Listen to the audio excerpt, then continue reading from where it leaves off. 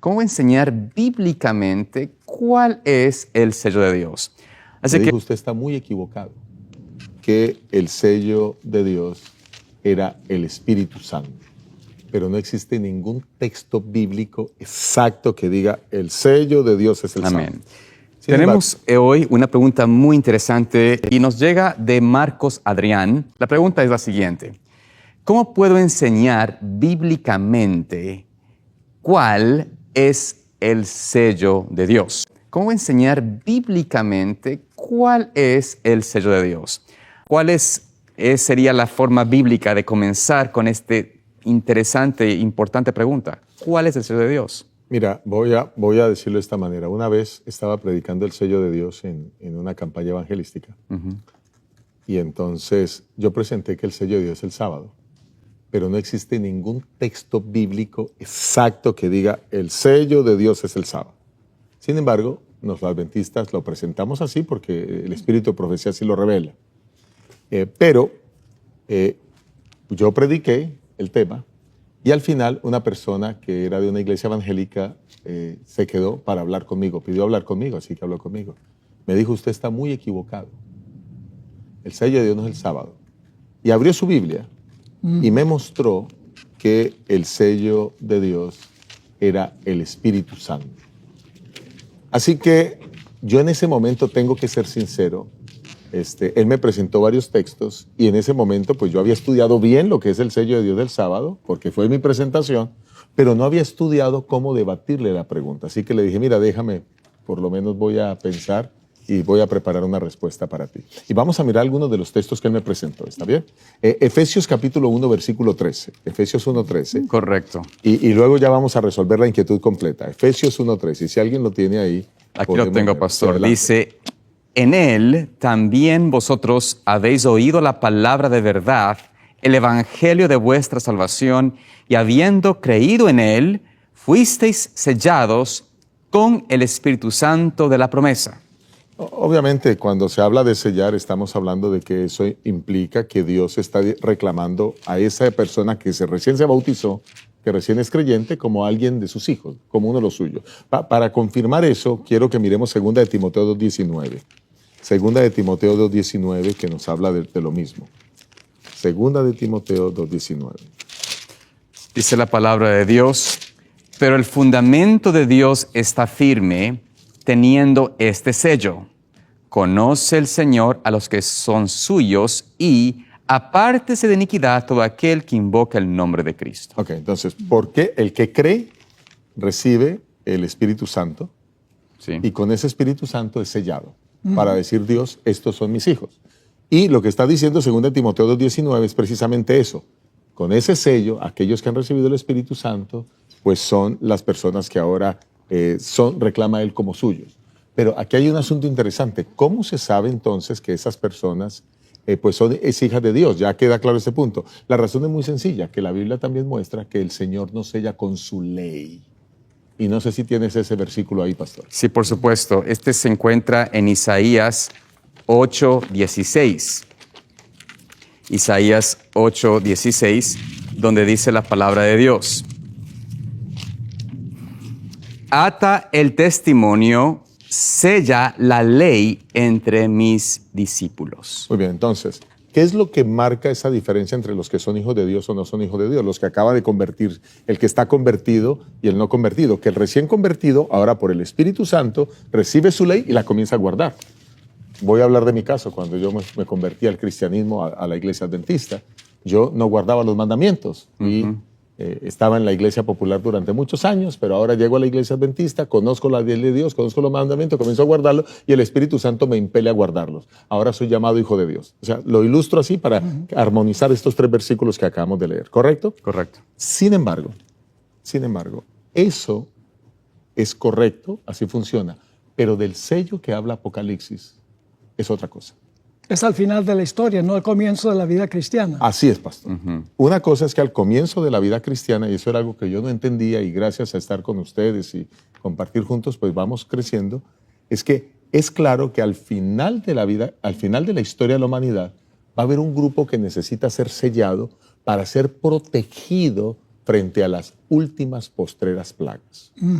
Y ese sello no es el sello que recibimos cuando somos convertidos, cuando recibimos la ley, cuando comenzamos a guardar la ley. Entonces, es bueno hacer esa diferencia, porque cuando no hacemos esa diferencia tenemos una confusión en medio. Sí. Entonces, vamos a hacer esa diferencia y vamos a hablar ahora cuál es ese sello del final de la historia. Y allí, pues, el maestro de eso es el pastor Esteban Borro. Así que, Pastor Borro, tenemos este reto ahora. ¿Cómo podemos entonces, entendemos ahora que es verdad que el sello que recibe la persona convertida a través del Espíritu Santo, ese sello de recibir el Espíritu Santo, de recibir el deseo de guardar su mandamiento, su ley. Y de hecho, Efesios 4:30 habla el apóstol Pablo de no contristáis al Espíritu Santo por el cual fuiste sellados, ¿cierto? Para redención, para el día de redención. Entonces, de alguna forma, ese sello inicial que recibe el creyente, el converso, es fundamental, es real, pero hay un sello que se otorga, el sellamiento final, para poder pasar la gran tribulación. Pastor, creo que es importante ir a Apocalipsis 7, pero dejamos en usted la dirección. Bueno, no vamos a leer todos los textos que voy a mencionar por la premura del tiempo, pero debemos empezar en Apocalipsis 7. Porque en Apocalipsis 7 y el versículo 1 al 4 tenemos una advertencia muy solemne y tenemos un proceso de sellamiento. Así que, ¿quién quiere leer ese pasaje? Lo tengo aquí, pastor. Dice, después de esto vi, Apocalipsis 7, 1 al 4. Después de esto vi 4 ángeles de pie sobre los 4 ángulos de la tierra, que detenían los 4 vientos de la tierra para que no soplase viento alguno sobre la tierra, ni sobre el mar, ni sobre ningún árbol. Vi también a otro ángel que subía de donde sale el sol y tenía el sello del Dios vivo. Y clamó a gran voz a los 4 ángeles a quienes se les había dado el poder de hacer daño a la tierra y al mar, diciendo, no hagáis daño a la tierra ni al mar ni a los árboles hasta que hayamos sellado en sus frentes a los siervos de nuestro Dios. Y el número de sellados, 144,000 sellados de todas las tribus de los hijos de Israel. Ahora, el panorama aquí es que hay 4 ángeles que están a los 4 ángulos reteniendo los vientos. Cuando se sueltan los vientos, viene la gran tribulación. Correcto. Es decir, vienen las 7 postreras plagas. El propósito del sello es identificar quiénes son los siervos de Dios para que cuando venga la destrucción no sean ellos destruidos también con los impíos. Así que ese es el panorama, 4 ángulos de la tierra reteniendo los vientos. Cuando se sueltan los vientos, viene la gran tribulación, el tiempo de angustia, vienen las 7 postreras plagas, y los que tienen el sello serán protegidos, y los que no tienen el sello serán destruidos. Ahora, la pregunta clave es, ¿de dónde viene esto? Esto no es la primera vez que aparece este concepto. Tenemos que ir al Antiguo Testamento, que es el fundamento de este pasaje. Así que vamos entonces, en primer lugar, vamos a Ezequiel 7 y el versículo 1 y 2. Ezequiel 7 y el versículo 1 y 2. Ok, leemos Ezequiel 7, 1 y 2. Ahí van a ver los 4 ángulos otra vez. Vino a mí palabra de Jehová diciendo, tú hijo de hombre, así ha dicho Jehová el Señor a la tierra de Israel. El fin viene sobre los 4 extremos de la tierra. Ok, hasta ahí. Ok. ¿Qué viene? El fin. El fin. Desde los 4 ángulos de la tierra. Muy parecido a Apocalipsis, los 4 ángeles a los 4 ángulos de la tierra. Hay conexión. Sí. Ahora, el siguiente capítulo es supremamente importante. Y voy a resumir, vamos a leer un pasaje ahorita en un momento, pero voy a resumir. Allí se da la lista de abominaciones que está cometiendo los que profesan ser pueblo de Dios. Estos no son los egipcios y los babilonios y los paganos. Los que pretenden ser hijos de Dios están cometiendo estas abominaciones. Y se menciona una y Ezequiel dice, wow, eso está terrible, Señor. Dios le dice, tú no has visto nada todavía. Te voy a mostrar una abominación peor que esta. Y luego le muestra otra y Ezequiel, vaya, qué terrible. Dios dice, no has visto nada todavía. Hay algo peor que eso. ¿Qué es lo que culmina la lista de los pecados que estaban cometiendo los que decían ser pueblo de Dios? Vamos a leerlo en Ezequiel 8 y el versículo 16. Correcto. Ahí dice, y me llevó al atrio adentro de la casa de Jehová. Y he aquí junto a la entrada del templo de Jehová, entre la entrada y el altar, como 25 varones, sus espaldas vueltas al templo de Jehová y sus rostros hacia el oriente, y adoraban al sol, postrándose hacia el oriente. Entonces, ¿cuál era el más grande pecado, la más grande abominación que estaban cometiendo los que decían ser pueblo de Dios? Adorando al sol. Adorando al Dios Sol, dándole la espalda a Dios, porque dice la espalda al templo y adorando al Dios Sol. Ahora, ¿qué iba a pasar como resultado de eso? Versículo 17. Y me dijo, ¿no has visto, hijo de hombre, es cosa liviana para la casa de Judá hacer las abominaciones que hacen aquí? Después que han llenado de maldad la tierra, se volvieron a mí para irritarme. He aquí que aplican el ramo a sus narices. Versículo 18. Pues también yo procederé con furor, no perdonará mi ojo, ni tendré misericordia, y gritarán a mis oídos con gran voz, y no los oiré. O sea, como no son míos, porque están adorando al sol, Correcto. entonces yo los voy a destruir. No les voy a hacer caso. Así es. Ahora, la pregunta clave es, ¿estaban todos los que estaban en Jerusalén adorando al Dios Sol? No, no todos. No. Claro. Había un grupo fiel. Había un remanente fiel. ¿Y qué había que hacer antes que viniera la destrucción? Capítulo 9. Capítulo 9. Todo esto es en contexto. Capítulo 9, versículo 1 al 6. Clamó en mis oídos con gran voz diciendo, los verdugos de la ciudad han llegado, y cada uno trae en su mano su instrumento para destruir. Y aquí que 6 varones venían del camino de la puerta de arriba, que mira hacia el norte, y cada uno traía en su mano su instrumento para destruir. Y entre ellos había un varón vestido de lino, el cual traía en su cintura un tintero de escribano, y entrados se pararon junto al altar de bronce. Y la gloria de Dios de Israel se elevó de encima del querubín, sobre el cual había estado el umbral de la casa, y llamó Jehová al varón vestido de lino, que tenía en su cintura el tintero de escribano. Y le dijo Jehová, pasa por en medio de la ciudad, por en medio de Jerusalén, y ponles una señal en la frente a los hombres que gimen y claman a causa de todas las abominaciones que se hacen en medio de ella. Y a los otros dijo, oyéndolo yo, pasad por la ciudad en pos de él y matad. No perdone vuestro ojo, ni tengáis misericordia. Matad a viejos, jóvenes y vírgenes, niños y mujeres, hasta que no quede ninguno, pero a todo aquel sobre el cual hubiere señal, no os acercaréis, y comenzaréis por mi santuario. Comenzaron pues desde los varones ancianos que estaban delante del templo. Interesante panorama. Apocalipsis habla de un sello en la frente. Aquí habla de una señal en la frente. Correcto. Ezequiel habla de abominaciones. La peor abominación, adoración al sol. ¿Será que en el libro de Apocalipsis las abominaciones también tendrán algo que ver con el sol? Me da la impresión. Por supuesto. Porque Ezequiel es el trasfondo, ¿verdad? Así que Dios dice, viene destrucción de los 4 ángulos de la tierra. Se está practicando abominaciones en la ciudad entre los que profesan ser pueblo de Dios. Dios dice, voy a venir a destruir. Pero antes de eso, yo voy a poner una marca en la frente de los que claman y gimen por las abominaciones que se están cometiendo entre los que profesan ser pueblo de Dios. A los que están orando a Dios y están diciendo, Señor, mira estas abominaciones, mira esta gente la maldad que hace. A esos es que Dios les va a poner la señal. Y son fieles. Son fieles, correcto. Sí. Y cuando venga la destrucción, ninguno va a perecer. Porque el propósito de la señal es protegerlos en la crisis que vendrá. Eso no es cierto del sello evangélico al principio de la vida cristiana. Claro. El propósito de ese sello es sellar a la persona para que pueda comenzar su crecimiento, la lluvia temprana, por así decirlo, para comenzar su crecimiento. Pero esto ya es al final de la historia, cuando ya la gente tiene que tener un carácter completamente maduro, con la lluvia tardía para proclamar el fuerte clamor. Y por eso dice Apocalipsis 7:3, haciendo un contraste con lo que acabamos de ver en Ezequiel, que se va a destruir a la gente que no, Dios da la orden, esos que están siendo idólatras hay que destruirlos.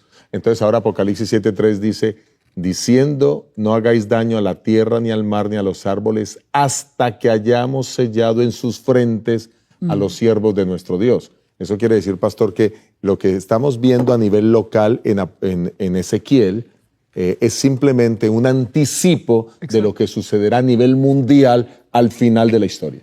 Cuando los que profesan ser cristianos están guardando el día del sol. Correcto. Y la gente dice, pero no es lo mismo guardar el día del sol como lo es adorar al sol. En principio es lo mismo. Porque yo siempre hago estas preguntas. ¿Quién creó el sol? El La gente Señor. dice, fue Dios. ¿Lo creó con fines de adoración? No. No, es un objeto secular para dar luz. ¿Y qué pasa si lo convertimos en un objeto de adoración? Si el hombre convierte eso, el sol, en un objeto de adoración. Idolatría. Eso se llama idolatría. Violación al segundo mandamiento. Exacto. ¿Quién creó el primer día de la semana? El Señor. ¿Es un día sagrado de adoración? No. No, es un día secular de trabajo. Ahora, Dios entonces creó el primer día de la semana. No lo creó para la adoración. ¿Qué sucede si los cristianos lo convierten en un día de adoración cuando es un día de trabajo? ¿Cómo se llama eso? Idolatría. Idolatría. No importa que sea un objeto Y o un violación día al que el cuarto hombre mandamiento. crea para la adoración. Al final de la historia, la gente es demasiado sofisticada para inclinarse ante el sol, a menos que sean algunas tribus indígenas por allá en la selva que todavía no han tenido el efecto de Ciencia. la contemporánea, ¿verdad? Pero en realidad es el mismo principio, adorar el sol que adorar el día del sol. Ahora, alguno preguntará, entonces, pastor, ¿ustedes creen que Dios destruyó a Jerusalén porque estaban violando el sábado? Y estaban adorando al sol. Exactamente lo que estoy diciendo. Vamos a Jeremías 17. Jeremías 17. Y vamos a leer ahí al final del capítulo. Correcto. Jeremías, el capítulo 17. Y déjame ver desde qué versículo viene esto. Desde el 17. A ver, bueno, es largo el pasaje este. Sí, de 19 al 27, pero... Vamos a leer empezando desde el versículo 24 hasta el final del capítulo. Dice, no obstante, si vosotros me obedeciereis, dice Jehová, no metiendo carga por las puertas de esta ciudad en el día de reposo, sino que santificareis el día de reposo, no haciendo en él ningún trabajo, entrarán por las puertas de esta ciudad en carros y en caballos los reyes y los príncipes que se sienten sobre el trono de David, ellos y sus príncipes, los varones de Judá y los moradores de Jerusalén, y esta ciudad será habitada para siempre. Y vendrán de las ciudades de Judá, de los alrededores de Jerusalén, de la tierra de Benjamín, de Cefela, de los montes y del Negev, trayendo holocausto, sacrificio y ofrenda, incienso, y trayendo sacrificio de alabanza a la casa de Jehová. O sea que Dios está diciendo, prosperidad para Jerusalén si guardan mi sábado. Prosperidad. Pero ahora viene la otra cara de la moneda. Pero si no me oyereis, versículo 27, si no me oyereis, para santificar el día de reposo, el sábado, y para no traer carga ni meterla por las puertas de la Jerusalén en el día de reposo, yo haré descender fuego en sus puertas y consumirá los palacios de Jerusalén y no se apagará. Ahora yo pregunto, ¿la gente hubiera caído en ese error si hubieran estado guardando el sábado? No. ¿Qué es el sábado? Es la señal de que nosotros servimos al verdadero Dios. Claro. Si hubieran estado guardando el sábado, nunca hubieran estado adorando el sol, porque el creador de Dios es Dios, no el sol. Al final de la historia va a suceder lo mismo, pero el diablo es mucho más sofisticado. Ya no va a ser que la gente se inclina ante el objeto celestial a adorar el sol, sino adorar en el día del sol, un día de reposo creado por el ser humano, creados por manos humanas, que Dios no creó con fines de adoración. Así que Jeremías deja muy en claro que la ciudad fue destruida, fue quemada Jerusalén, porque estaban adorando el sol y no estaban respetando al Creador. Por eso Isaías... perdón, pastor. No, solo quería decir que esto de guardar el sábado era lo que marcaba la diferencia con todos los demás pueblos. Sí. Era lo que marcaba la diferencia para poder establecer cuál era el pueblo de Dios. Y al final de la historia va a suceder lo mismo. La adoración al Señor en el sábado es lo que marca la diferencia con todos los demás pueblos, con todos los demás habitantes del planeta. Ahora, el tiempo casi se ha ido, pero hay que incluir un último punto. Perdonen por hablar tanto, pero adelante, hay que adelante. hacer una hilación aquí de todos estos textos. Hay mucho más que podríamos decir, Pero en la arqueología se han descubierto tabletas de barro, a donde hay pactos entre un rey mayor y un rey que es súbdito. Esas tablas de pacto están escritas por ambos lados. Es decir, lo que está escrito adelante es lo mismo que está escrito atrás. Y la razón por la cual escriben 2 veces, como los 10 mandamientos, en ambos lados, es porque en un lado de la tableta se pone en el centro un sello. Yo tengo fotos de esto que conseguí en un volumen hace muchos años en Andrews. El sello está en todo el centro, pero como el barro está suave, cuando se pone el sello en el centro, no se puede leer toda la escritura. Se desfiguran las letras. Se desfiguran las letras con el sello. Por eso escribían en el otro lado. En el sello está el nombre del rey que está dando el pacto. Supiluliuma se llama. Aparece Supiluliuma, rey de Ugarit, la ciudad. Fíjense que hay 3 características de ese sello. Título. En todo el centro de la tabla. El nombre, Supiluliuma, Título. la ciudad, Ugarit, Su dominio. y rey, su posición. Sí. ¿Cuál es el único mandamiento de los 10 mandamientos que tiene esas características que identifica a Dios, su territorio y su función? El 4º mandamiento. Así que el hermano White tenía razón cuando escribió en Patriarcas y Profetas, página 307, el 4º mandamiento es, entre todos los 10, el único que contiene tanto el nombre como el título del legislador. Es el único que establece la autoridad de quien dio la ley, de modo que contiene el sello de Dios puesto en su ley como prueba de su autenticidad y vigencia. Y el propósito del sello en el centro de la tableta era mostrar la autenticidad de ese sello. La arqueología nos ayuda mucho para entender esto. Amén. Podemos concluir con Ezequiel 20, versículos 12, que dice, y les di también mis días de reposo, mis sábados, para que fuesen señal entre mí y ellos, para que supiesen que yo soy Jehová, que los santifico. Y versículo 20, donde dice allí, y santificad mis días de reposo, y sean por señal entre mí y vosotros, para que sepáis que yo soy Jehová, vuestro Dios. Que Dios nos permita poder ser de ese pueblo que reciba su sello y podamos tener esa experiencia de estar delante del Señor cuando Él venga. Bendiciones para ustedes y esperamos verlos aquí en un próximo programa.